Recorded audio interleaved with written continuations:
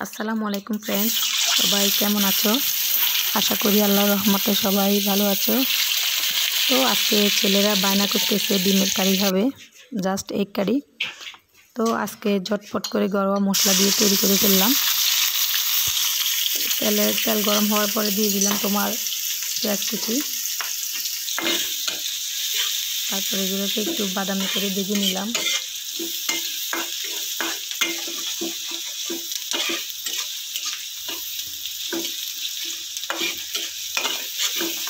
দেখো এই পর্যায়ে আমার প্রায় বাদামি হয়ে যাচ্ছে। এরপর দিয়ে দিব এতে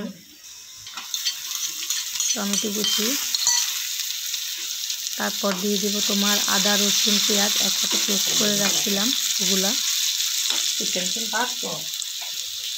দেখতে পাচ্ছ জানালার জন্য প্রচুর বাতাস আসতেছে, তো আমার চুলার আগুন অন্যদিকে মনে যেন চলে যাচ্ছে। এই পর্যায়ে আমি হলুদ মরিচ গুঁড়ো দিয়ে দিলাম।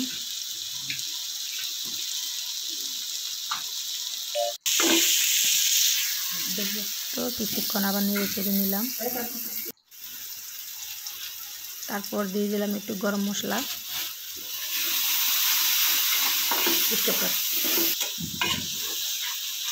তো একটু হালকা পানি দিয়ে কষিয়ে নিলাম ভালো করে। তারপর দিয়ে দিলাম ভেজে রাখা ডিম।